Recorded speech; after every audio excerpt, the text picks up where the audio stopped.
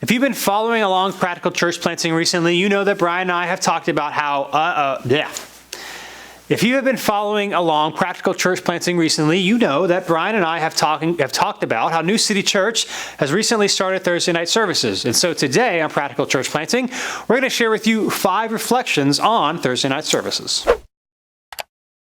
Welcome back to Practical Church Planting, where in 15 minutes or less, we'll give you practical tips, advice, and encouragement to help you plant and grow healthy churches.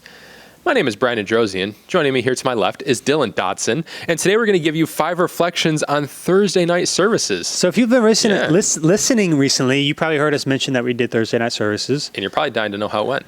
We'll tell you. They went well. Yeah. But we've now ended them. Yes. So we tried it for 2 months? almost 2 months. Mm-hmm. And so we just wanted to give some reflections on them.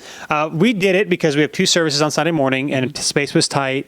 And it's really hard to do 3 services at a church our size because our space isn't that big. And so we're probably total, it was like 150-ish, 160 if you include Thursdays. And it's just, that's hard to do 3 services. It was definitely a unique situation of a church going to 3 services. And so we were trying to do it in a way that was laid back and low key. We didn't have a full band and we didn't have to have as many people. We had people serving, but not as many. And so we were trying to create more space to do it. For us, if we could have 20, 25, it would be great because that's a lot for our space.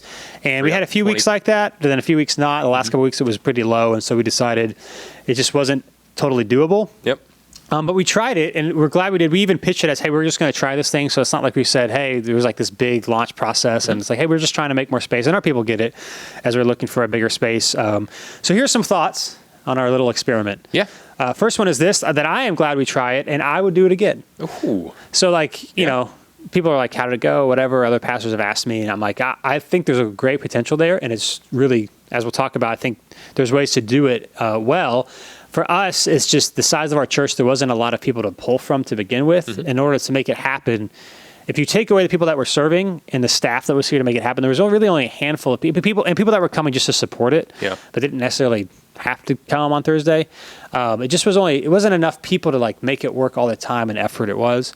But I would do it if at some point in the future, by God's grace, we grow, and let's say we were double our size, I would totally do it. Because if you have double the people that were coming on Thursday, that's a good place to build momentum, but we just didn't have quite enough people, but I would totally do it again. Well, the thing about it is before we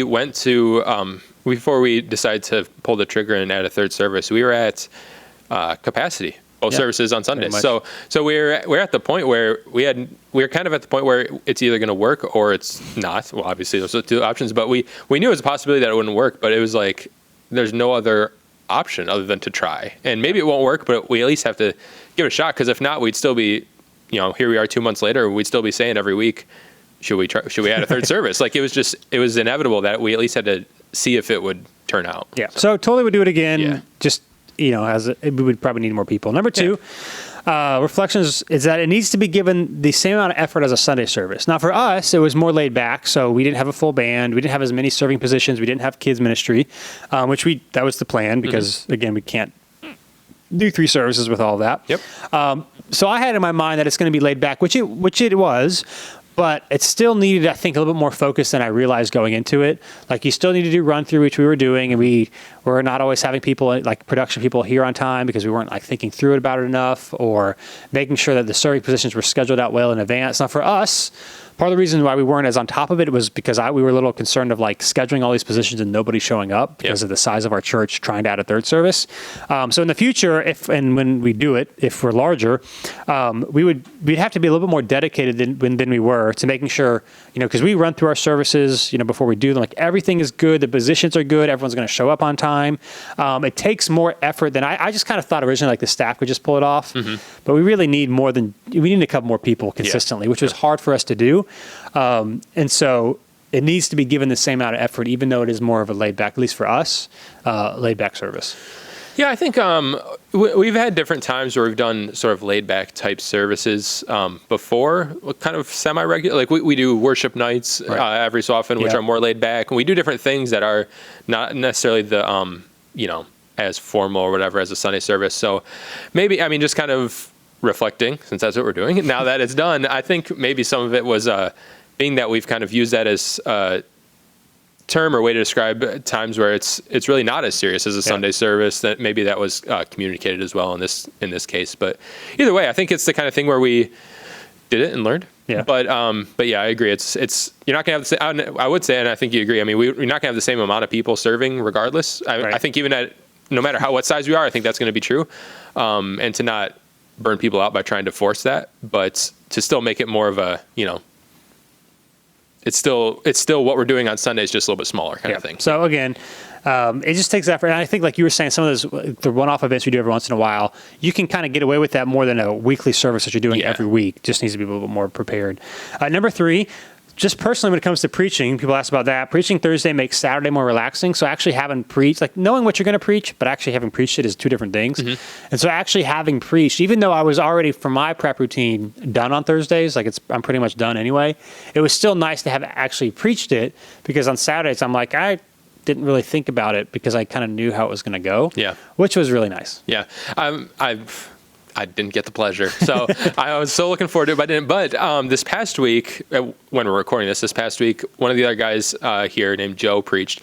And on Thursday night, he told me, and I didn't think about this, I'm curious if you experienced the same thing. He said that he gets he feels way more relaxed going into Sunday now after Thursday. However, he said, being that it's a night service, he's like, I never preached a night service. I'm exhausted afterwards, because it was, we ended at 8:30, right. whatever. And he's like, I'm used to preaching in the morning. It is different preaching at night. No, I probably, because we do 2 services on Sunday, I'm more tired. If we did one on both, maybe it'd be about the same, but I'm definitely more tired after Sunday because we had to do it twice. Yeah. And I'm more of a night person, so yeah. Well, I was looking forward to preaching a Thursday, second guessing everything and trying to rewrite it for Sunday. So I guess we'll do it. Just next time you preach, just for you, I'll come and we'll do it. Thanks. But yeah, it made Saturdays a little more relaxing. Yep. On the flip side, however, it did make my sermon prep. I had more anxious. I don't really know how to say it. Even though I was already prepared to be done on Thursdays, like that wasn't a change. It's still like Monday and Tuesday. Like it still felt like I only have 4 days. Like it has to be done, even though it was going to be done. Like thinking that has to be done on top of all the other random stuff I have to do. I don't know. I guess it was just like putting a lot of pressure on myself that wasn't needed. But I would say we only did it for almost 2 months. So I don't know. Maybe it was just me personally. I don't. But it happens with Thursday. So it just felt like I just felt a little bit more like on Monday and Tuesdays because it was coming so quickly. Yeah. And I do think that was probably not all, but some of it was related to Thursday nights. Even though, again, especially if you're someone that's not fully done by Thursday, which probably most people aren't. That's something to consider. But it did. I felt it a little bit, again, even though I was already done, like knowing it was like, oh, it's only 3 more days. Interesting. Interesting, especially since I mean, we talk about it all the time, but you prep so far out. And so I would think Friday and Saturday, I can't imagine you do a whole lot of prep for Sunday. No, but maybe just review. But sometimes I would take a little more time to think of some stories or illustrations that I don't have. But even that's the thing is but most of the time I wouldn't do much. Yeah. But just knowing that it has to be done on Thursday. It's so much sooner. And I didn't expect that to happen because I was already done. But it was just a weird thing that I thought. So interesting. And then lastly, and this is really important, that it's about sustainability. And so other things would have to be cut. In other words, and we did it. It's not a big deal. It was very short term, but you can't just add Thursday night service on top of everything else you're doing. Yeah. If you want to do this for the long haul, especially if you're having to be there Thursday nights and you have to preach or whatever, you're going to have to come in later on Thursdays or cut something out. And so if you're, I mean, this is a practical church planning, so maybe not tons of people are thinking about it, but if you ever are in the future, know that something else would have to go so that you can do this, because you can't just add another service and not expect other things to have to, do everything else you're also doing at the same time. Yeah, I think that's a good lesson for really anything with church in general, but more so a church plant. It can be easy to want to add, programs or ministries or add this and all these things that sound like really good ideas, but at the end of the day, you're only a person and you only have so many people, and if you add things, eventually things are going to have to be cut. So as you're filtering through what you want to add or what you want to do as a church, even if it's before you launch and you want to, reach the community in all these different areas, which is what everyone wants to do, which is fine and great, but people only have so much time. So as you're doing these things, you got to filter through what can be done and what can't, and you're gonna have to cut things you don't want to cut. And not only just for you personally and the staff, but also for people that are serving, because you don't want people serving both Thursday and Sunday. And so for us, even though it was only a few people serving, it did make things a little bit tighter on Sunday because we one of the things we take it's really important to us is creating a loving and welcoming environment. And so taking some of our consistent people away from Sunday, which is what we were doing, and putting on Thursday night made Sunday a bit more difficult. So you just like personally and church staff that's going to be there need to have the margin, but you also need to make sure you have enough people that are serving. And you'll have people that are like, well, I'll do both, but like people can't do both for forever. So especially as leaders, like our job is to make sure people stay healthy and are excited and can do things. And if we burn them out in 2 months, that's not good for them or the church. And so that's right. You've got to have a plan of sustainability in place. And for us, since we weren't reaching quite enough people, and it was just tough for us to do that, was one of the reasons why we decided to stop it for now. Yep. I mean, part of it's making those decisions, when to start and when to stop. But yeah, I would say, looking back on it now since we're done, I don't think I really would have done anything different. I mean, we've learned a few things for the future, like being more planned, like we said, and treating it more like a service. But we didn't know if anyone was going to show up. Yeah.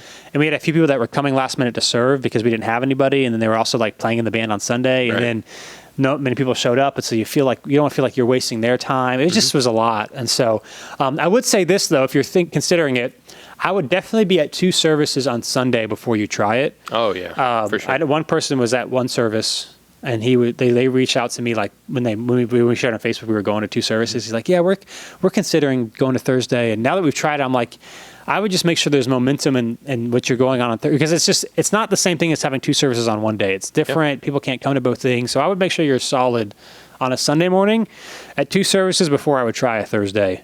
Just another anecdote. Yeah, no, that's good. I mean, looking back, I think that it was good that we tried it, and I think it was good that we stopped. But I mean, at the end of the day, we had other pastors and people who know what they're talking about and stuff, telling us you need to add a 3rd service and stuff, because it's just the way it is. But it's just a unique situation where needing a 3rd service with not a lot of people. So, but yeah, I think, I mean, I didn't know someone asked you that, so I'm a little surprised. But I definitely add 2 services on Sunday before, because that's just back to back on Sunday mornings is so much easier to schedule than having people come a different day of the week. So anyway, those are our reflections on Thursdays. Now you know. You can learn from our mistakes and failures. Hey, you know what? This is a podcast about ups and downs. It's not it's not all rainbows and butterflies. We'll bring the downs, and you can take our downs and learn from them. Make them ups. That's right. So thanks for being with us. Practical Church Planting Facebook group. If you're new to the podcast, subscribe to the podcast. Join the group on Facebook. Yeah. Because that's fun. And we'll be with you next time on Practical Church Planting. Thanks so much for watching this episode of Practical Church Planting. Whether you're watching on Facebook or YouTube or Practical Planting, wherever you are, whatever you're doing, make sure you like or subscribe or do whatever it's telling you to do or should do on that platform. And hey, if you are so tired of looking at our ugly faces, but you're not tired of listening to our beautiful voices, then you can find our podcast if you just search Practical Church Planting on iTunes or Google Play. Make sure not to just find it, not just to listen, but to subscribe. Make sure you subscribe. Brian, tell them to subscribe. Subscribe. See you next time.